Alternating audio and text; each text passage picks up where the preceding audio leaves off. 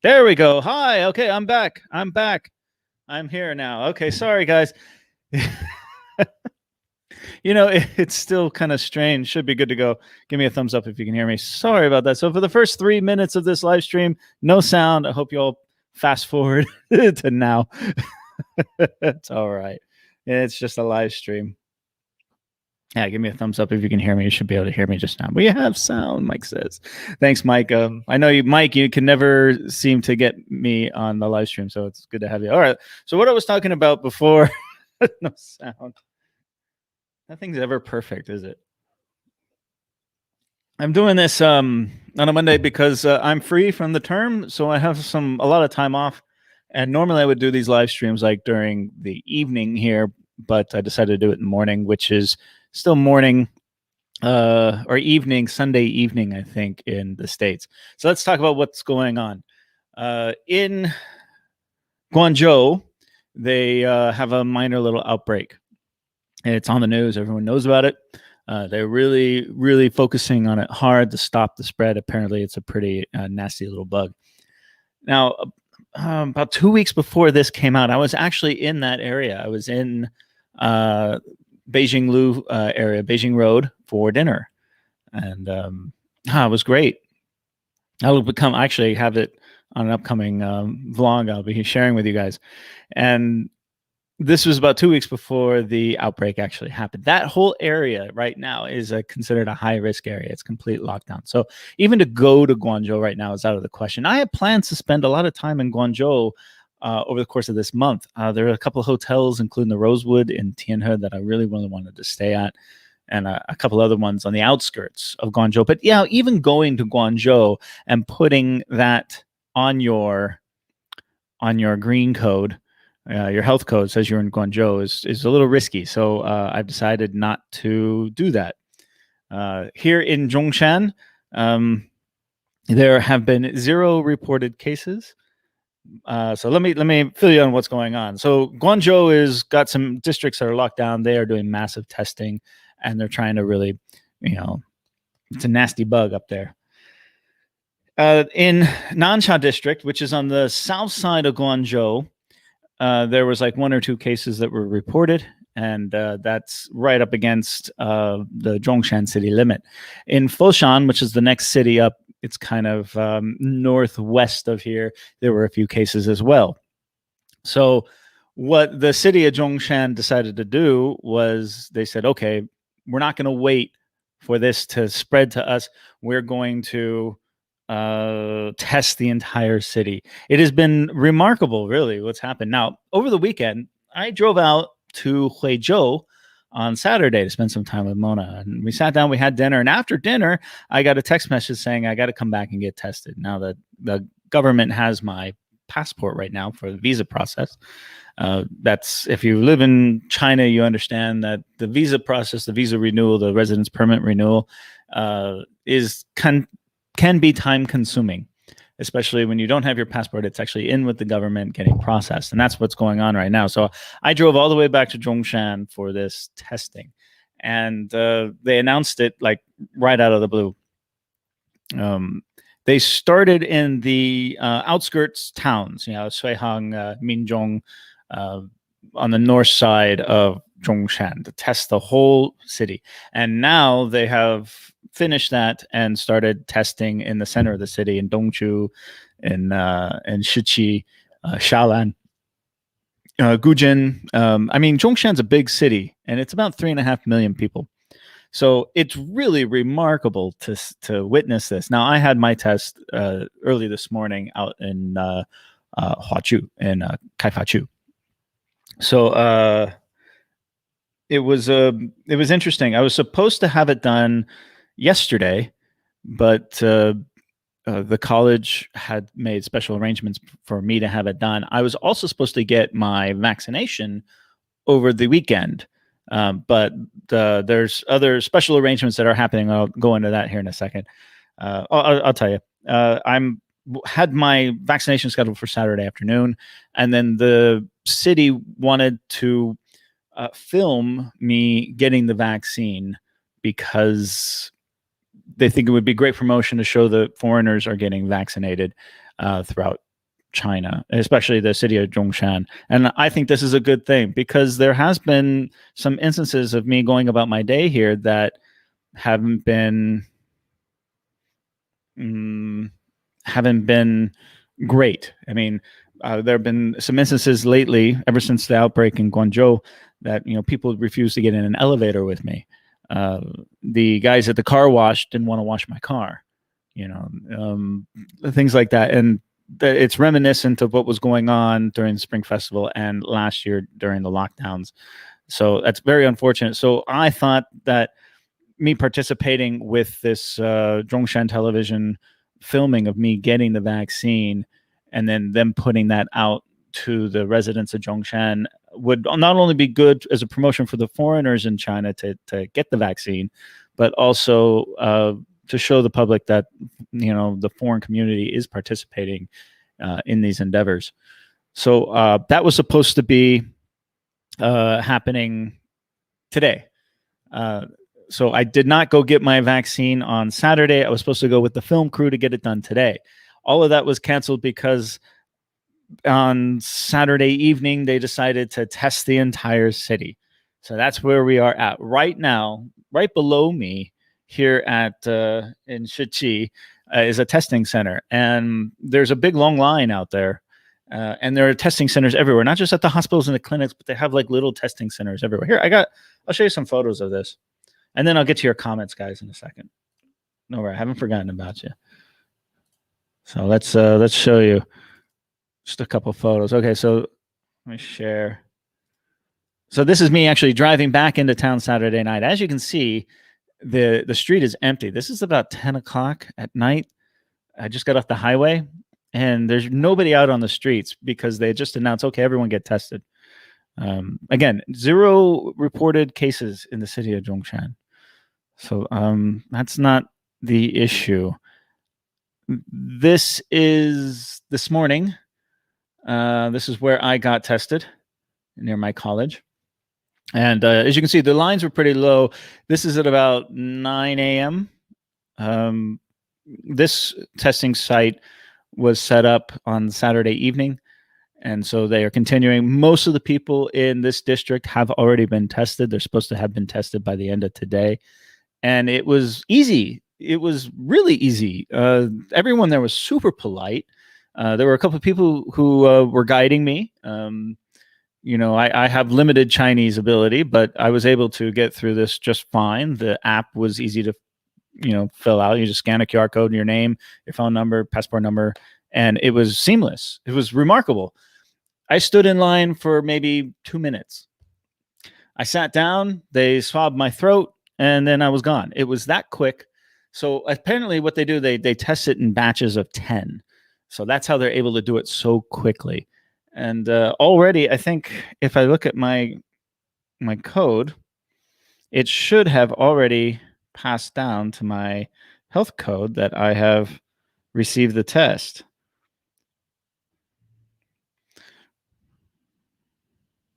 No, it hasn't passed down to my code. I mean, this was only maybe 2 hours ago. So I'm still waiting on that. It still shows the last test I had as being negative. But yeah, I mean, people who have got it done, like it's updated within a few hours. But what was really remarkable about this site and the other sites that I've been to, here, I'll show you another photo. This one here, this is in Kaifachu. I believe that's Kaifachu. This was Sunday mornings. You can see the massive amount of people. And of course, my vaccine was canceled, not only because the film crew is busy dealing with this, but also the health individuals are dealing with this. So it makes sense. It looks chaotic just with the massive amount of people there, but my experience was not chaotic, and all my friends who have done this have seen have said it's not a chaotic experience. It's actually very orderly and the amount of volunteers. It's not just health officials. The amount of volunteers out there guiding people, showing them where to go. It's almost a community atmosphere. It's really great. Here, I'm going to show you a video that my buddy Paul took. It's on his WeChat channel. Here, I'll show you. And I'll just play it. This is him at the testing site. This is Paul Jolly. You've seen him in a couple of my videos in the past. But yeah, 30 minutes from the start of queuing to completing the test. And again, there was a community atmosphere. Everyone seemed to be very, supportive of this endeavor. Again, 0 cases. This is just, okay, Zhongshan city government said, we're not going to wait. We're going to just get everyone tested. And the whole city said, yes, let's do this. And it was great. All the children were out on Sunday. All the people were out. You can see it's very orderly. Everything moving along just fine. Here's an example of the app that you go through. It's the communication has been very good. There's been a few questions like, where do I go? How do I do this? But for the most part, everything's getting done very orderly. It's happening right now, and we'll see what the results are. The schools are not closed, so the schools are still open, but there are roadblocks in front of most of the major schools, but that's not due to this. Again, there are no cases in Zhongshan. This is just a precaution that the city government is doing.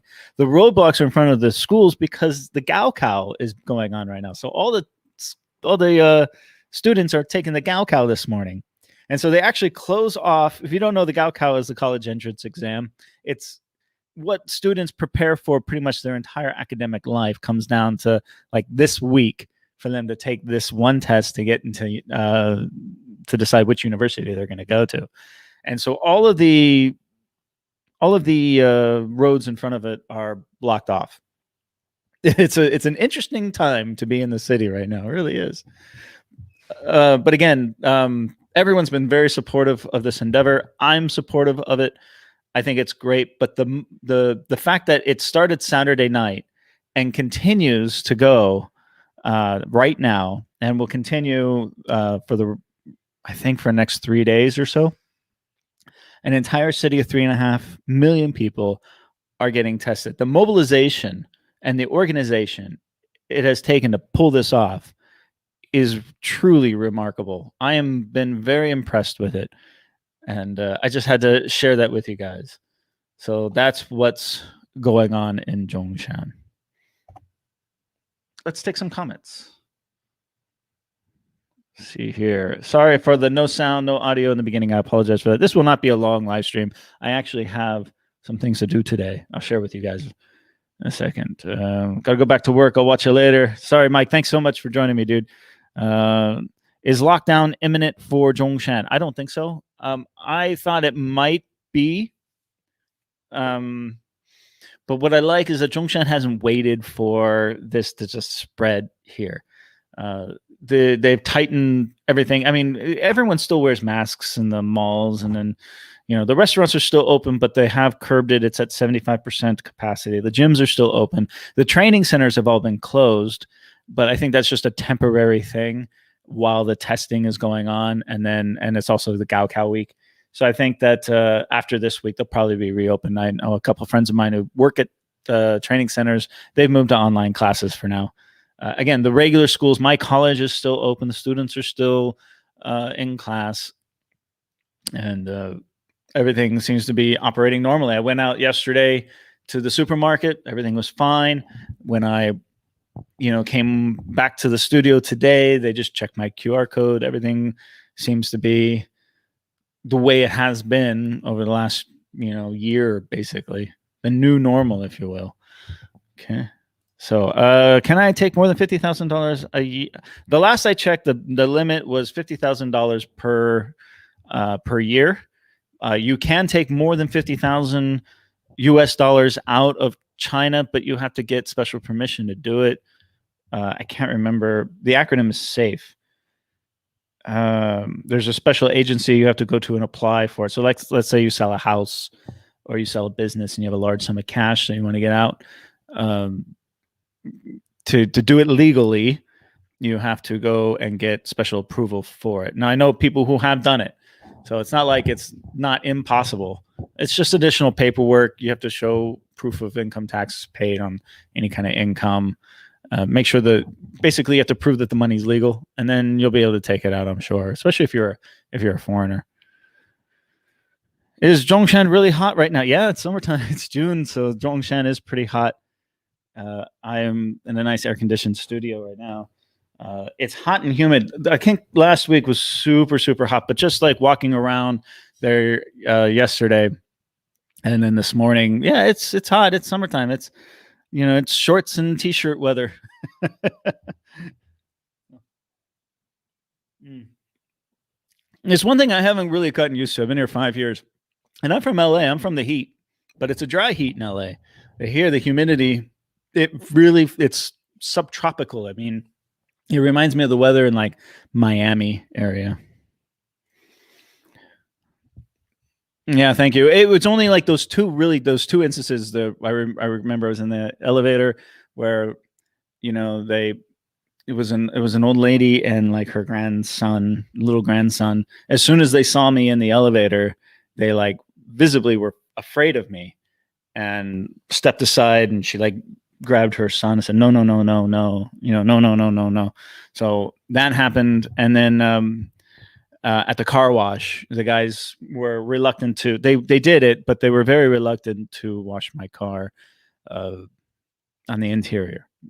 So I mean, it's the same car wash I've been going to forever, and they know me there. It's just in the last couple of weeks, um, because of the outbreak, there's a lot of trepidation. So that's all that was happening. It's fine. We got tests sent to our school every week. However, the compulsory testing has now stopped.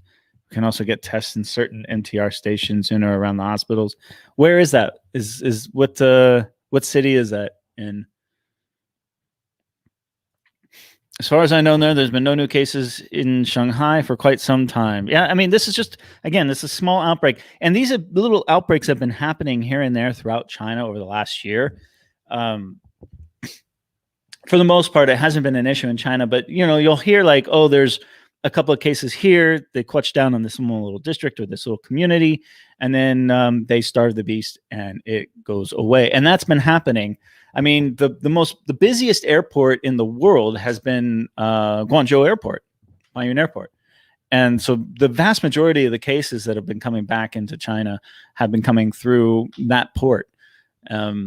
So the idea of it starting in Guangzhou doesn't surprise me. I mean, it's one of the largest cities in the world, really, right? But for the most part, they've got these great procedures in place to catch these things. They have an excellent system of what do you call it? Case tracking, I guess.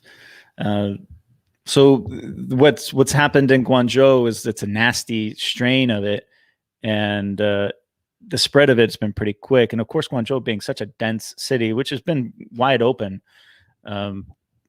for spread, and especially the Liwan district area.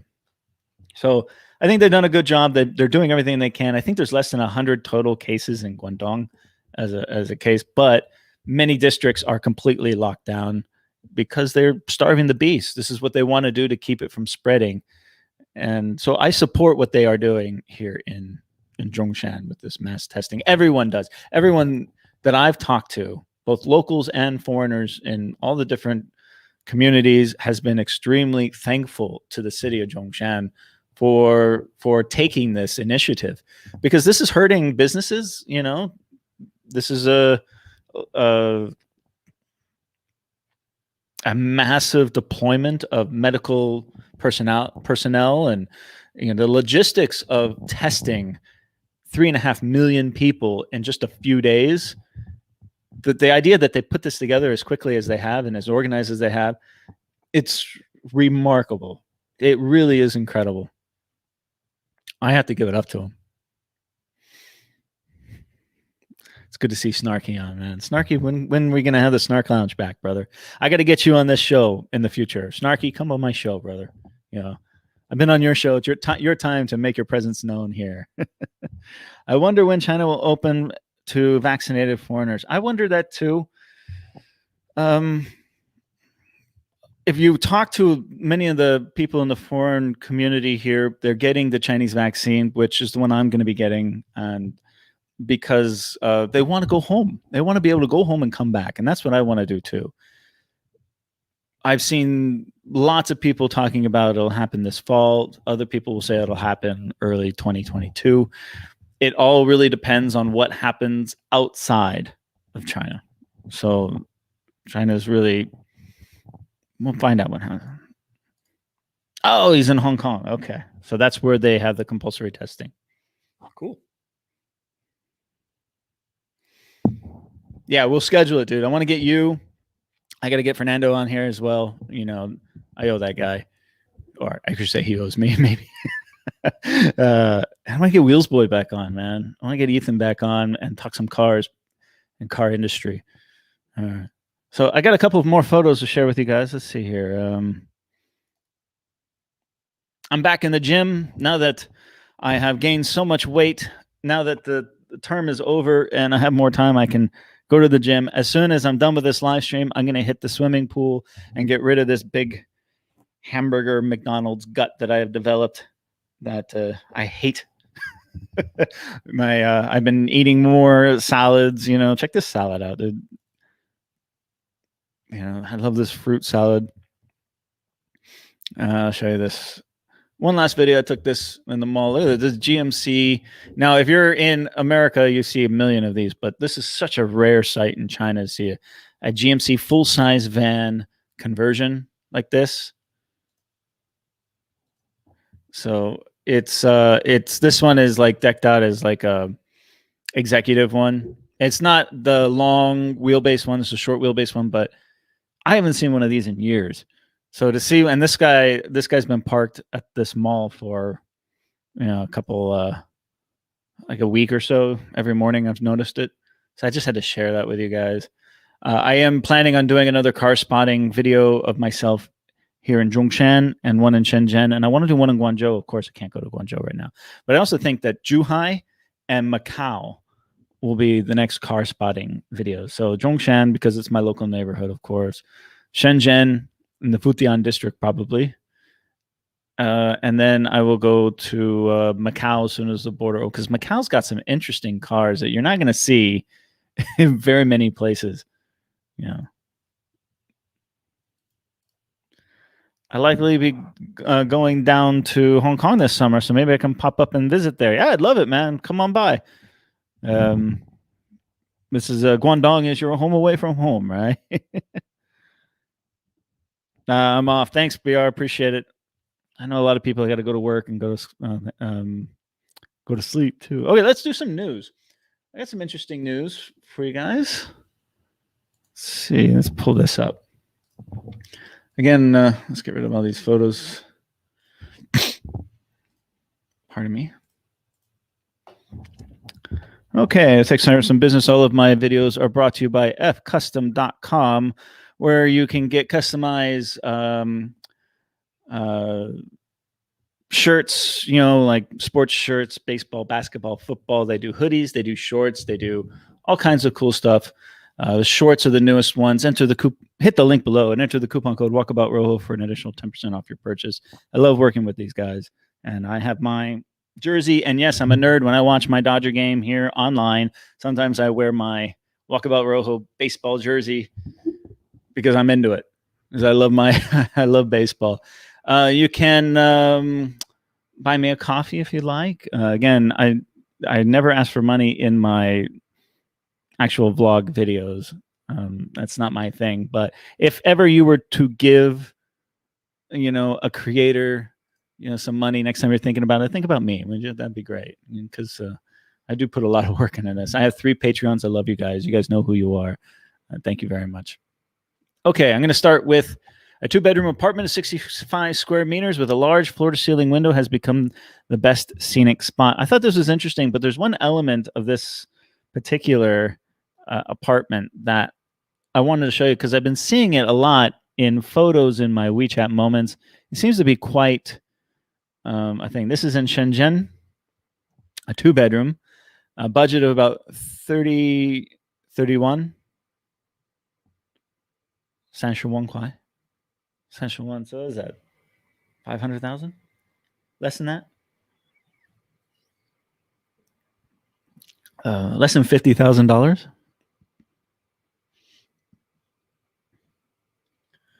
you can see here, 2-bedroom, not a big apartment, but this element right here, So they got this right here. This is, I'm not sure what that is. It looks like an electronic whiteboard or something.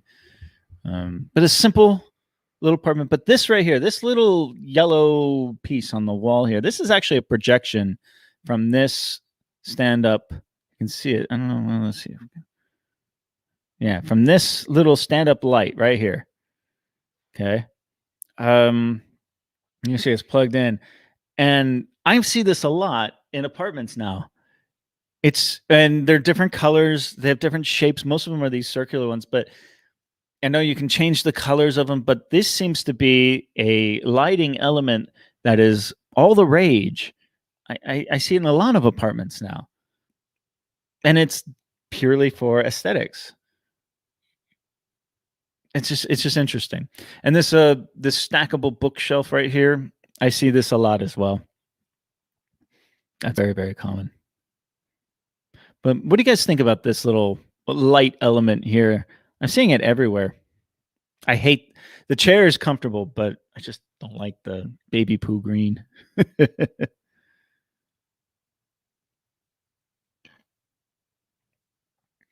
Not a bad little view.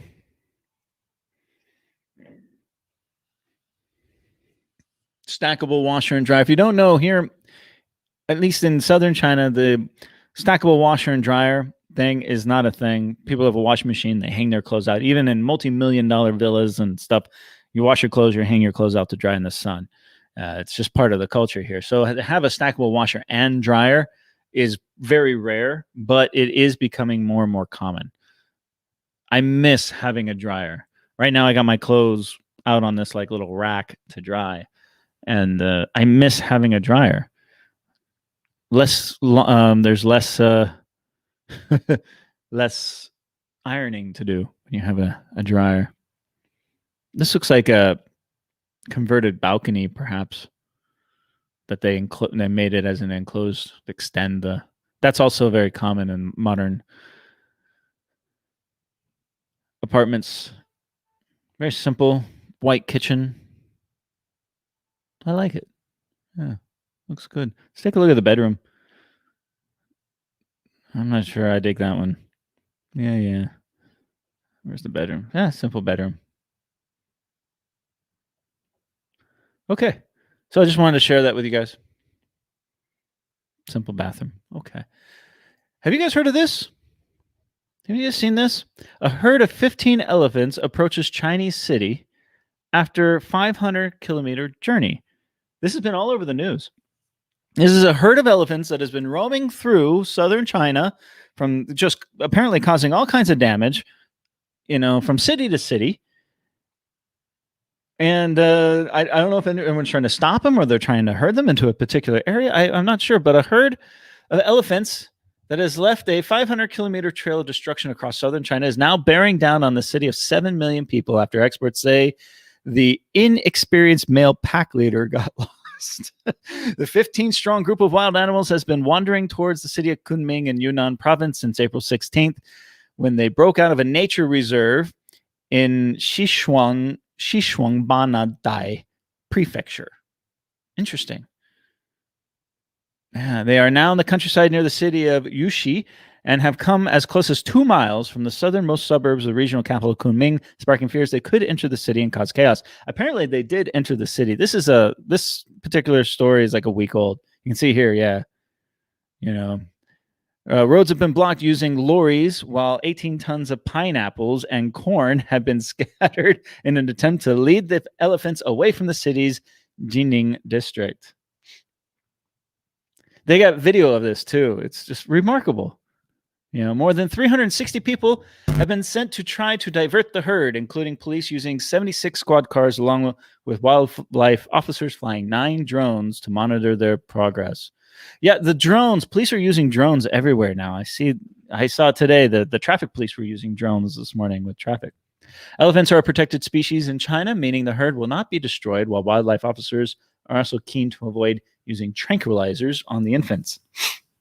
Animal experts said it is unclear what has motivated the elephant's migration, which is the longest ever recorded in China. But they said it is possible that the pack leader lacks experience and led the whole group astray. The initial herd consisted of 16 elephants, but 2 of them turned around during the trek and went home. A calf that was born during the walk, bringing the total to its current 15. Oh, they got a little baby then, huh?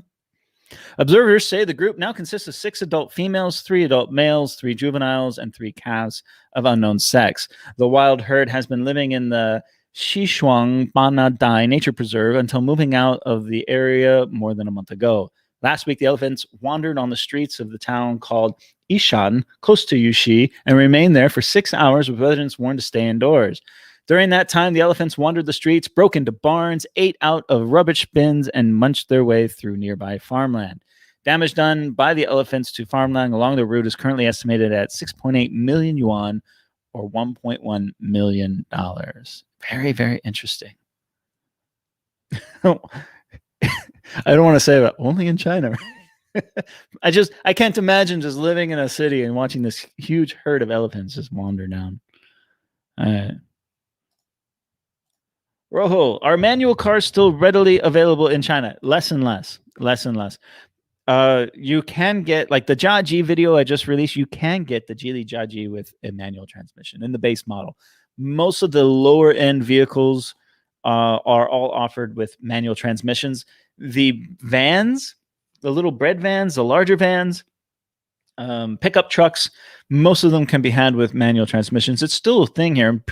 I personally prefer a manual transmission because it's more engaging, it's more fun, and the maintenance costs, automatic transmissions, if they go out, you got to buy a whole new car, man. So I prefer manual transmissions. But if you want anything high end, anything super nice, and when I say nice, anything more than maybe $25,000 worth, finding a manual transmission, it's becoming less and less. Speaking of cars, you guys see this one? This is Chinese man damages Lamborghini exhaust to grill a meat skewer. This is a moment a group of supercar fans tried to flame grill meat on a luxury Lamborghini's exhaust and swiftly regretted the stunt. Boy racers can be seen standing around in shock while white clouds of fumes pour out of the back of an expensive Aventor model, and blood red coolant ran across the floor. The footage was taken in a car garage in China where it appears a group of men had met up with their sporty vehicles. In the video, one man is seen crouching next to the exhaust of the Lamborghini holding a piece of meat on the end of a skewer. Another man then revs the car's powerful V12 engine, sending flames from the burning fuel shooting out the pipe to cook the food. But within seconds, problems arise as smoke starts pouring out of the back engine compartment and a red coolant liquid runs out across the floor. The men, despite being car fanatics, are left in shock, with none of them appearing to know what to do. Experts have suggested that the accident happened because the Lamborghini was being revved while cold, but as it isn't getting up to high temperatures and the thermostat was closed. This means that the driver has created a lot of pressure in the coolant lines despite no need to cool the engine. So with nowhere to go, the pressure keeps building until something fails. It appears the plastic coolant tank ruptured, causing the blood red coolant to stream out over the floor. Vendors can reach a top speed of 217 miles per hour, but come with a hefty price tag of around $1 million. Wow. Bummer. I wonder if insurance would cover that.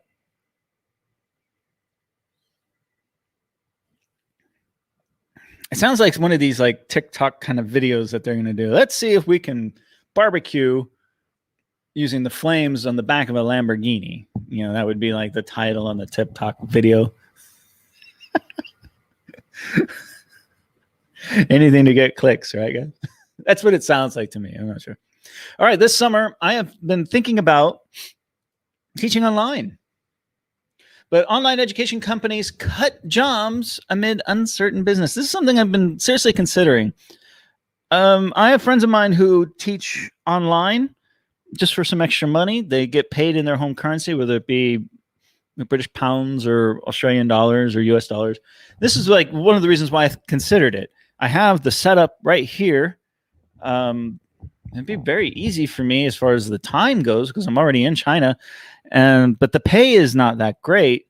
But the pay would be in US dollars. And I thought I'd just try to give it a try. But apparently, these companies have been cutting jobs. Hundreds of university graduates have seen their job offers from online education companies rescinded following the plans that they could dampen the training sector's market expectations, domestic media reported Sunday. I had rented an apartment and paid for the health checkup required by the company before I received a call on Saturday telling me that the offer was no longer valid. A senior at Yunnan Normal University who had planned to start her job next week.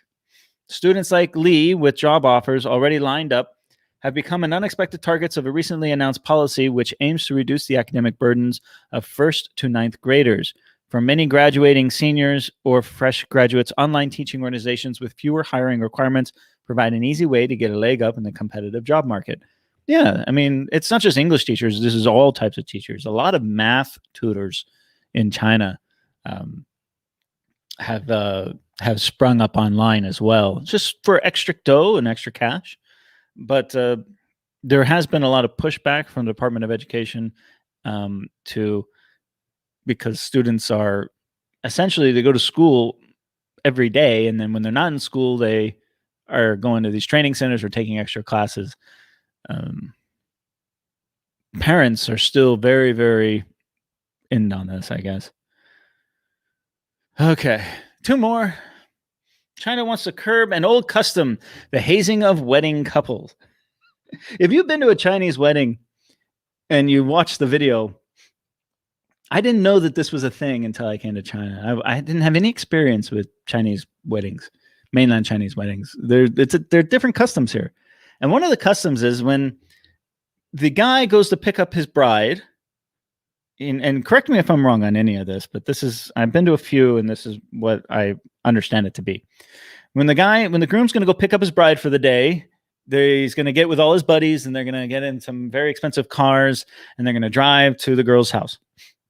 Now, at the girl's house, she will be in her bedroom, sitting on a bed in beautiful gown, flowers everywhere. And all of her bridesmaids will be blocking the door. And the idea is for the men, the groom and the groomsmen, to try to break into the door to get to the girl. And the bridesmaids, refuse to let that happen. And what they have to do is they have to play games. So it's in addition to sending cash under the table, the red packet cash. In addition to doing that, the bridesmaids will come up with these games that the groomsmen all have to participate in. And some of them are kind of cute, little things like, put on lipstick or something and, kiss your friend's belly or something like that. How many push-ups can you do? How many pull-ups can you do? Tests of strength type of stuff. And other ones are just silly. They have to dress up in underwear, like ladies' underwear, and like walk around, or it can get pretty gnarly, actually.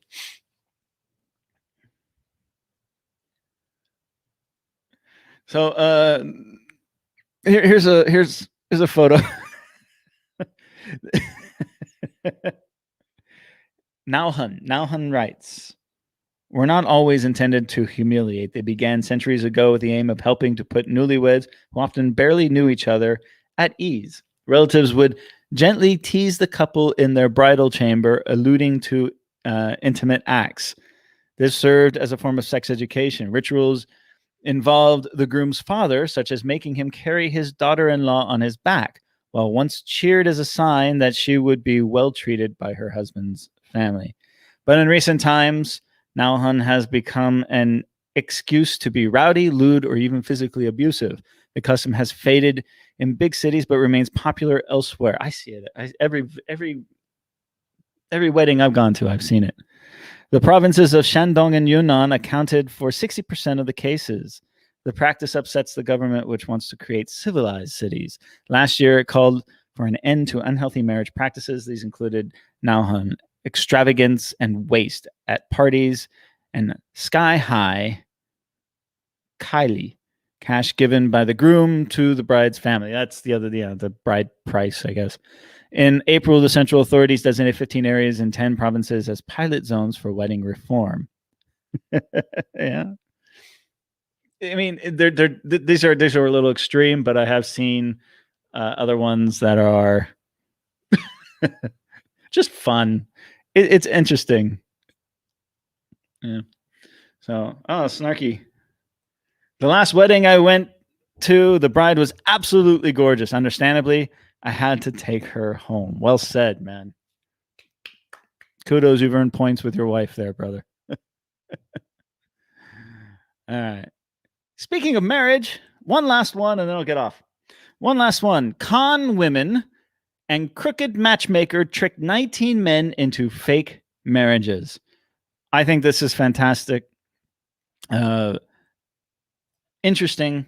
I don't know if it's fantastic. It's actually pretty heartbreaking, but interesting. There is, everyone knows, a shortage of, I don't want to say a shortage of women, but there's a gender imbalance. And so everyone talks about there being not enough women for the men to marry. And so in general, for a man to find a wife is getting increasingly more difficult.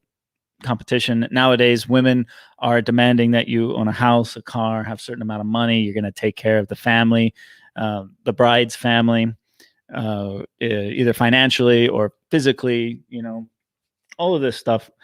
And so to get married, I got a buddy of mine who wants to get married. And he doesn't have a girlfriend right now, as far as I know, but he wants to find a girlfriend. I was talking to him about it. He's like, well, I have a house, I have a car, I have 2 cars. He has 2 cars. And he has a pretty decent job, but he still can't afford a wife. He's a good-looking cat, He's a good-looking cat. He's really cool. But he says that even with an apartment and 2 cars, he simply cannot find a wife or a girl that would want to maybe become his wife. That seems to be the focus.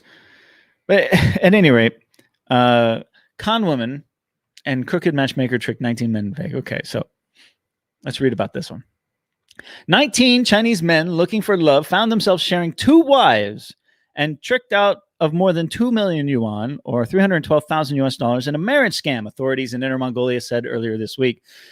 The 2 women and their 3 accomplices were recently detained after one of the victims saw his wife as a bride at another wedding and called the police, according to a WeChat post by the Police Bureau of the Autonomous Region's Urad Front banner on Monday. The crime syndicate managed to persuade the men to avoid official marriage registration and get betrothal gifts worth a total of over 2 million yuan in the past 2 years, both said. Most of the victims were from rural areas and above the average marriage age. A group of men that have long been the topic of public discussion owing to the difficulties they face finding a partner due to China's lopsided gender ratio. The country has 17.52 million more men aged between 20 and 40, regarded as marriageable age, than women in the same age group. China's latest population census has found. Older unmarried men are particularly common in rural areas where a preference for younger men prevails. The case surfaced when an unmarried 35-year-old villager in Urad saw his newly wedded wife marrying another man from a nearby town while watching videos on a live streaming app in March, according to the police post. Together with his family, he found the other husband had sought police assistance after both of them realized they were being scammed. The man was reportedly cheated out of a cash gift of some jewelry worth a total of 148,000 yuan, while the other man lost 130,000 yuan. The woman from Gansu province was introduced to them by a matchmaker surnamed Li and used various excuses to leave home after marriage so she could trick others, police said. In the case of the man who called the police, the wife was only home for 10 days during their 2-month marriage, lying to the man that she was visiting her parents in Gansu. Another woman named Dawa from the same province had been running the same scam since August 2019 with the help of Li, the matchmaker, police later discovered.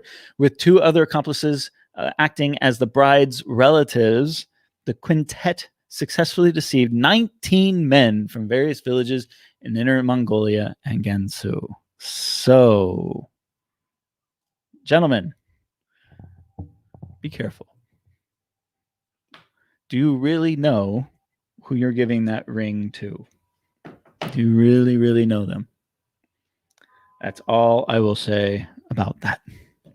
All right, that's all I got for today, guys. Thank you for joining me. It wasn't a long live stream. I've actually got to go because I have some filming to do. So I'm out. I'm going to go check on Dongfeng Automaker. I'm going to go explore their showroom and get some. It's basically a research day today for the most part. And then check out my latest video on the Jili Jiaji. I'll be posting a hiking video here shortly of the Guayanshan temple and the giant Guanyin statue in Dongguan. I filmed that a few months ago. I'm finally getting around to it. In addition, coming up soon will be the Geometry car brand, which is Geely's electric car. They just came out with it. And I've got a new SUV that was just released that'll blow you away from Geely as well. So Geely, Dongfeng, I've got on the rails. Again, I got the Landwind. I've got a couple of other cars that I'll be filming. I can't travel. I don't know if I'm going to be able to get up to Hebei province like I planned later this month. We'll see how the world is in the next few weeks. I still want to go to Beijing for my birthday. That's still planned. So much to do and see. Go back to Zhuhai. I'm going to stay at an incredible hotel in Zhuhai. If the Guangzhou opens up, I'll stay at an incredible hotel in Guangzhou. These are all planned, budgeted, ready to go. It's just a matter of, can I get out of town? In addition, the Zhongshan Classic Car Museum, which I'm very excited to go see. So thank you all, everybody. Snarky, thank you for giving me the thumbs up, guys. We'll see you all in the next live stream and the next videos. Until then, stay safe, stay happy, everyone.